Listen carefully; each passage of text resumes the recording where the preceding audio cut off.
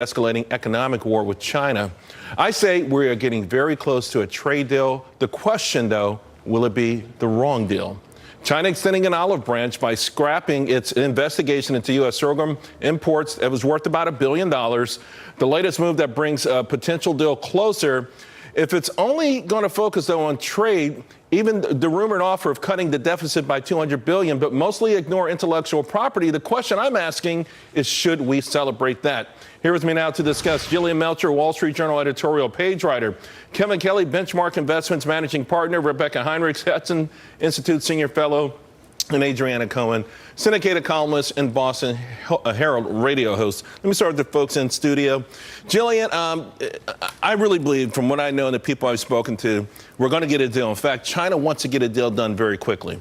It will focus on trade. It would open their markets. It would reduce the deficit over a period of time, perhaps as much as $200 billion, but largely ignore intellectual property. Is that the right deal? You know, I don't think so. I don't think the deficit actually matters as much as people think that it matters. There are a ton of different factors that go into affecting that. And intellectual property is really important. This is something that's going to affect the competitiveness of U.S. companies for decades to come. And I also want to say, I think it's a bad indication that Trump's willing to negotiate on ZTE. This is a company that's undermined U.S. sanctions, done it with some of the worst actors in the world, Iran, North Korea, Cuba, Syria.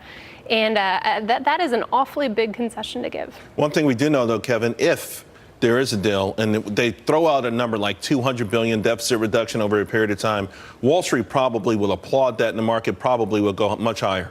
I would beg to differ. I don't think Wall Street's really concerned about the deficit. They're really actually concerned about the intellectual property, because that's what companies make their money off of. And if China, which is going to have the world's largest population and one of the world's largest economies that's expected to surpass the U.S., if they can't protect their intellectual property, then they're not going to do business there. Tim Cook is explicitly stated that China is the #1 growth for him. If he can't rely on his intellectual property being protected over there, whether it's in the provinces or the entire mainland, then Apple's going to pull out, right? And what is that going to do to American jobs? Pull out? Yeah, absolutely. Really? Apple's going to pull out, because one of the things they care about, most importantly, is their brand. If their brand is compromised and their intellectual property is compromised, then they're not going to do business over there no matter what. Rebecca, we know militarily that how much this technology push means for China.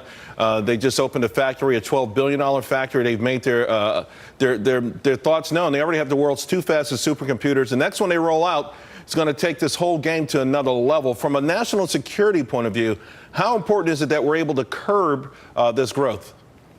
No, it's important. And, you know, I'm going to sound just like your other 2 panelists and say that the intellectual property, though, is still the most important issue to me. You know, but I kind of came into this with lower expectations, so I'm not as disappointed as other people who are watching this. There's so many different aspects to this problem, and we're in the middle of this North Korea crisis in which we need the Chinese to be on our side and not to provide diplomatic cover to North Korea. So there was only so much we could do and only so much we could push. So I'm happy with any kind of improvement. And I just would like to, I just would encourage the Trump administration, keep hammering on this intellectual property issue. It costs the American economy between $200 and $600 billion, depending on how you look at it. So it's a major problem. It's a major issue, but we got to handle it over the long haul. You know, it is interesting, though, that you brought up the point of low expectations. Let's face it, a lot of people who hated the idea of even entering into this sort of skirmish are now judging the merits, of how the final deal may look, even though most people were pretty happy with the status quo. Now, one of the reasons for that, of course, is at this point, China is an economic juggernaut. And there was a point that Larry Kudlow made earlier today with our very own Trish Regan. Let's take a listen. Well, they need us, but we need them, too. I don't want to take that kind of position. Look, we live in it's a one-world economy. It's an integrated economy. What we're asking for is not who's going to be better and who's going to be this. We're just asking for somebody like China to play by the rules. I'd like to tear down all the barriers, tariffs and non-tariffs. I think that's good for economic growth. And look, at the moment, I mean, there is no deal. We're just really starting out this process, but we're moving in that direction. I mean, I think that's the best part. Now, Larry Kudlow, everyone knows, is one of these conservative economic purists. He just wants free trade, the more the merrier, no matter what. And he is obviously a part of the Trump team now, but that's the angle he's pushing, Adriana, pointing out the fact that, hey, you know what? China bought about $170 billion worth of goods from us. We'd like to open that market even more.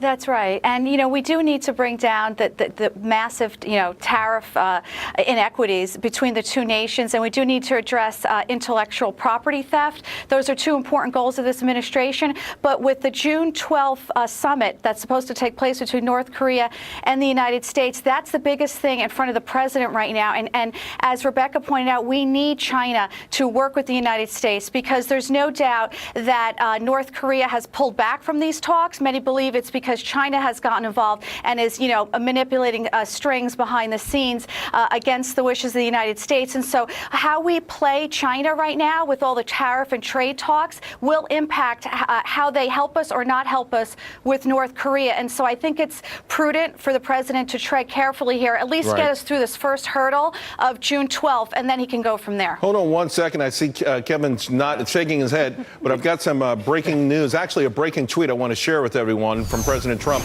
California finally deserves a great governor, one who understands borders, crime, and lowering taxes. John Cox is the man.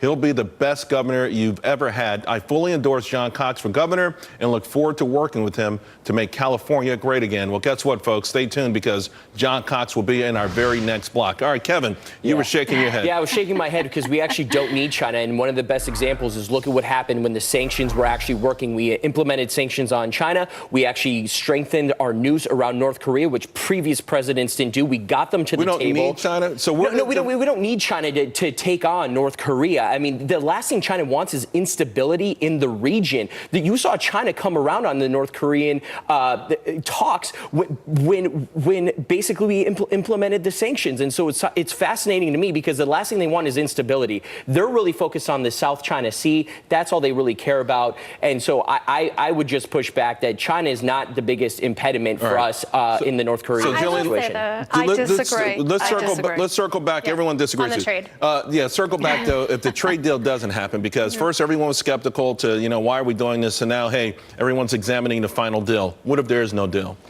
Well, I think that the same concerns persist. I mean, we are really concerned about intellectual property. We're concerned about the subsidy issues. We're concerned about China's bad behavior to U.S. companies.